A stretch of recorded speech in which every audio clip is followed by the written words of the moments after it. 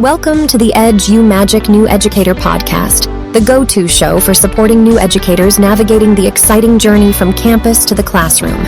Join your host, Dr. Sam Fesich, for a blend of inspiration, advice, and practical strategies, one cup of coffee at a time.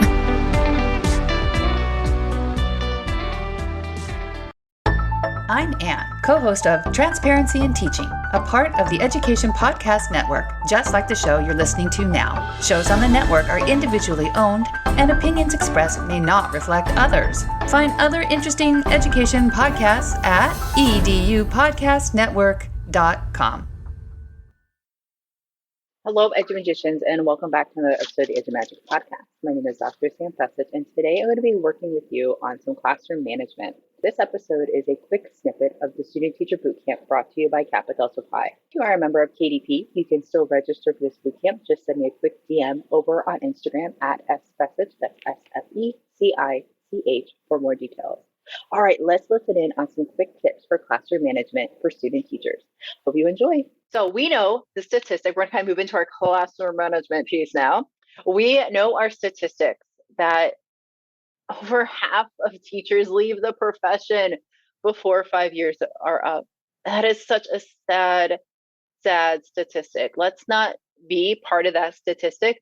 Oftentimes when teachers are asked why they're leaving, among other reasons, classroom management, discipline, those types of things are listed as reasons as to why teachers leave the profession. We're going to talk about a few areas that we can work on with classroom management. Now, please know that classroom management is going to differ for different grade levels, for different subject areas, but these are just some ideas to keep in mind. So I want you to drop in the chat, what does classroom management mean to you?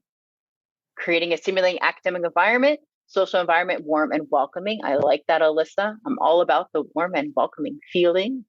Creating engaging learning experience where all students feel safe, responsible, respectful.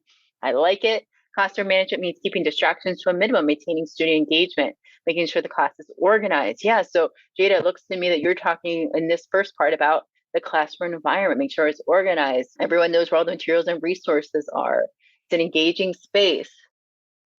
Does not get too out of hand or chaotic. All right, now I want you to think about what's the difference between classroom management and student behavior.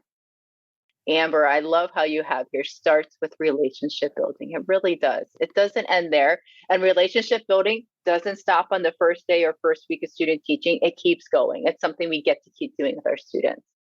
These are great. So classroom management helps put in all these positive supports to support students with positive behavior supports. We cannot manage or control the other people in our classroom, right? Notice how I said control. We can control how we react.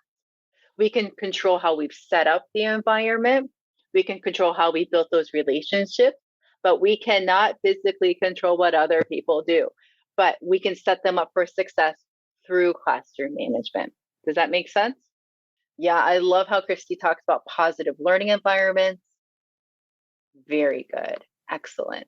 All right, so let's jump into a lot. I was going to say a few, but actually it's a lot.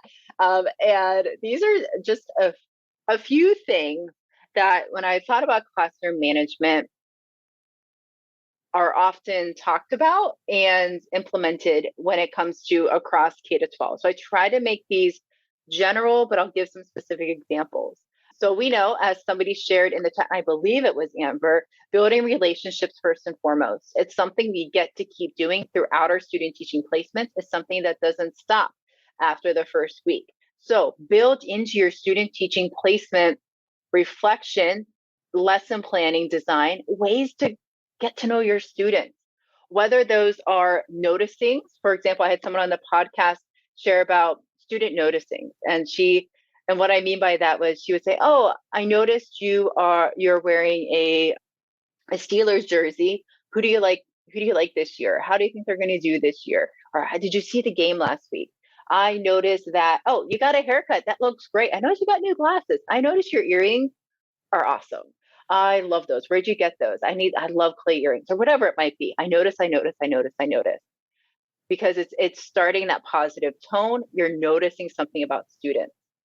What's interesting was she shared this technique, and she was sharing it because she was working with a student who really did not want anything to do with her. He just wanted to go in the back of the room, put his head down, not really participate. He wanted to go through the motions. So what she started to do every day, he would walk into her 8th grade class. I noticed you're wearing a red shirt. You must really like red. I noticed on your backpack you have a patch on there for a band. Tell me about that. And one day he's like, why are you talking to me? And she goes, I just want you to know that I see you. You might be in the back, but I see you, and I'm glad you're here. And that interaction turned it around. He started to participate a little bit more each class, which is really cool to hear about. I want to also share about policy and procedure. That's why this is so important in those first few weeks of student teaching, maybe in your first week now, or maybe in your second week.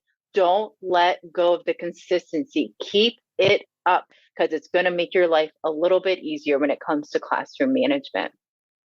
Provide positive praise and specific feedback for students. So when you're walking around the classroom, don't just stay up front with that podium or that lectern. It's not going to keep you standing up.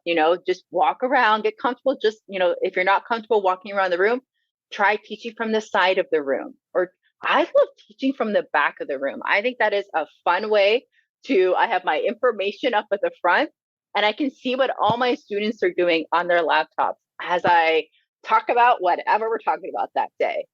And then I can walk around and give students individual feedback. Oh, I like how you put that image on there. Oh, that's a really cool font. Oh, I love that phrase that you popped onto your vision board. We're doing vision boards this week in ed tech. So I can walk around, I can give that individual positive praise. And when you're giving feedback to students, you want to do that hamburger method, or maybe it's called the sandwich method, whatever they call it at your university. Do positive, a critique, and a positive. So doing something well, here's something let's work on to do a little bit better next time, and then ending on that positive note. So be aware of your body language, be aware of your tone. What I like to do whenever I feel like I'm going to cross my arms, maybe I'm a little chilly or something while I'm teaching, I will put my hands in my pocket. I usually have a chapstick in there, and I'll play around with that for a little bit. And then I'll eventually have my arms down at my side, or I talk with my hands a lot whenever I'm teaching.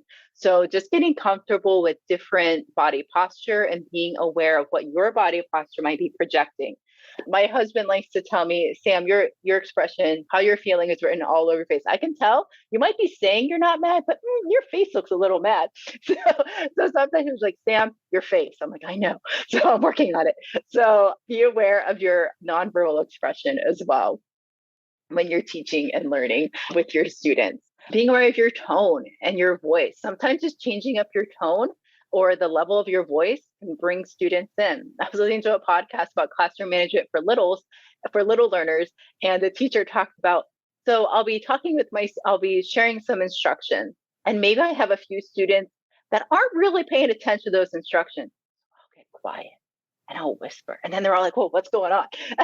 They focus back in. So just a little change in pitch, a little change in tone could be helpful. Wait time is so important. So when you give students wait time, you ask a question, count to 5 or 10 in your head. It is hard to do. And then you ask for some responses. So I tell my students, when I ask a question and nobody is responding, I'm counting in my head. I'm like, this is me practicing my wait time. I'm getting better at it, instead of just calling on the first student that responds. So it shows that you're waiting for a few hands to respond. You're giving students time to process what the question is, process how they're going to respond, and get that information back out to you.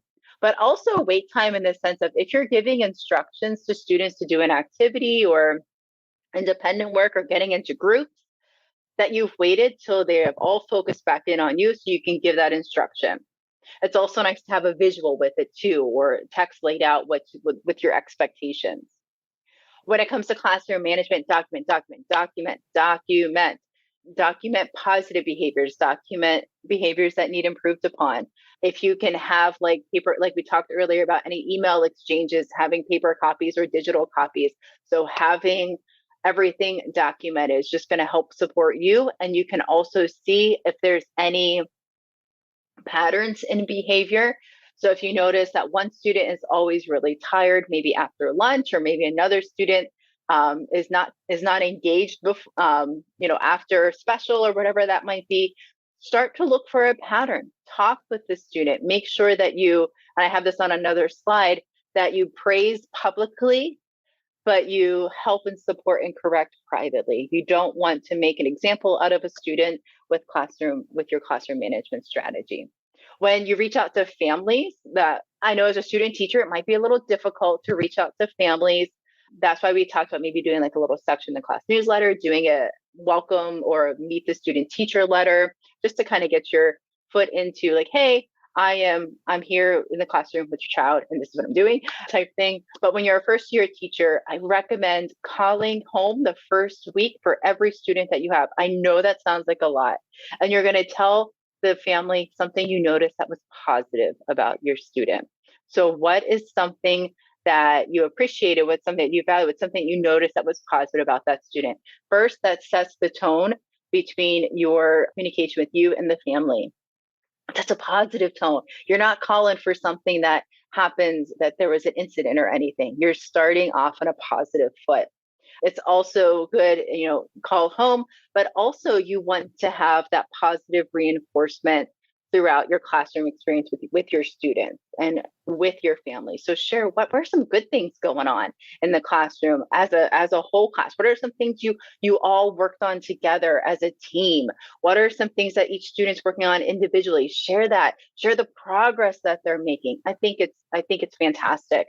And then, of course, you want to engage your students. I noticed that in the chat. What's classroom management? Engaging students, giving them an active learning space. And absolutely, we need to do that.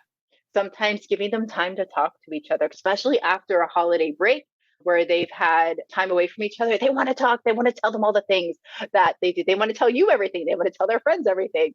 So give them time to chat with each other. Let them know, hey, you know what? Stick with me for 5 more minutes, and then we'll spend the last 2 minutes talking about, you can chat with a friend about what you did over the holiday break, what you did over winter break, whatever that might be. So they know that they have time coming up for chatting.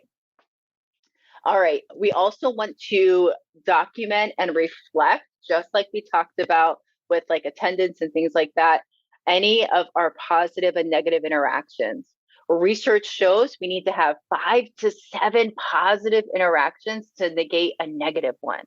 So a 5 to 1 or a 7 to 1 ratio. Make sure you're giving out that positive praise, that positive shout outs. Oh, I love how that student has their books out, their pencils out. They are ready for reading. Well, the other students, well, I'm ready for reading. Look, I got all my stuff. Or I love how this table back here is working collaboratively. They're asking great questions. So be an observer and find the positives that are going on in the classroom, and check in with your students. Check in, whether that be walking around or as they're coming in or as they're exiting the classroom. Start on a positive note and then a positive note. High five. I love how you participated so well today. Great question. Oh my gosh, your engagement today was on fire. A for the day, whatever it might be. And we talked about praising publicly, correcting privately. When you're discussing any type of behavior incident that might occur with students, make sure that you're focusing in on the solutions and not just rehashing the challenge or the incident or whatever happened. Let's focus on working through this together. What can we do together so we can move past this? What can we do to move through this? How can I help support you? How can I help you? How can I come alongside you? Show that empathy. And it's also important. I know that this is difficult, separating the person, the student, from the action or the negative behavior. Every day is a new day. Every class period is a new class period. Come in with that kind of mindset. I'm not mad at the student. I'm disappointed in the behavior. Let's talk about how we can improve. How can we work through that? How can we improve as a student? Watch out for the power struggle, especially as a student teacher. And this is an area that some of my student teachers struggled with when it comes to not being seen from the student perspective as the real teacher. And yes, you're not the teacher of record. Yes, you are a student. And yes, you are a teacher. You're all those things. But I think setting yourself up for success, being confident, having them call you Miss, Mr. MX and last name or whatever it might be, and being consistent in those routines and in those policies and procedures can help with that. So be aware of the power struggle. You don't want that to be something that happens with students in front of other students. Again, we want to praise publicly and correct privately. For some students, especially our little learners, and even some of our middle schoolers, when you're walking around checking in with them, get down on their level. So bend down and talk to them when you're eye to eye. So it shows that I do that with my college students. I'll bend down to their desk and we'll talk about whatever they're working on. Tell me more about this. Can you share an example? And then, having that conversation. Establish those expectations. Notice I didn't say rules. Establish those expectations. And if you can, have students develop them with you, but kind of have an idea of which ones you want. So you can kind of frame it with that. So if they're like, no hitting, no kicking, we have to be respectful. Yeah, oh, that's a good one. We have to be respectful. We can't list everything under there. We have like 7,000 expectations, guys. But let's talk about, what does respectful look like, feel like? Whenever you're being respectful, what does that feel like? Whenever you get respect, what does that feel like? So talking about some of those things, especially with our little learners. You don't want your classroom behavior plan to be go to the principal's office. You want to have consequences that make sense, consequences that sometimes are even natural consequences. You turn in an assignment late, that's -2 points. Let's work on our time management. How about we go into our planner and we write down the due dates for our next assignment, so we don't do that again. So thinking about that. When you handle those off-task, minimal behavioral things, whether that's shouting out or not raising their hands, working through that with your students by having those clear policies and procedures is going to help minimize some of that. So we talked earlier about classroom management being a support to minimize negative or call out behaviors, those types of things. Seating charts. This one's interesting. Thinking about flexible seating. Can students choose their own seat? Can they sit in a different spot every class that they come in? Do they have assigned seats? Why did you choose that? So thinking through, like, would you want to assign seats the first day? Do you want to have students choose their own seats? What do you want to do? So setting yourself up that way, thinking about what you want to do with assigned seating. For me personally, I teach adult learners. They choose their own seats. I don't have assigned seats. But for K-12, you might want to assign those seats for those little learners and those middle schoolers. For high school, maybe think about assigning seats, but then changing it up as they work on different projects or things like that. And once you have a seating chart down, you can change it. It's okay. You can change the arrangement of your room if it's not working. And you also want to work with your students on teaching those calming techniques, recognizing their feelings. How are they working through it? How are they feeling right now? Trying those deep breathing exercises, maybe doing a cool down area, having a spot where they can walk around and just decompress a little bit, and then come back to the classroom. One of my student teachers had a student in their middle school class that had a little card that when he flipped it over on his desk, he needed a break. He was getting overwhelmed. He was getting frustrated. He just needed to go take a break. So he was able to go ahead, walk around for about 2 minutes and come back to the classroom ready to focus in. I just want to thank you so much for choosing teaching. It is the best profession on the planet. And I am so glad that you chose to be an educator of excellence. Thank you for tuning in to this episode of the EduMagic New Educator podcast. If you found it helpful, please leave a rating and review or share it with a friend. Always remember, you have the EduMagic in you.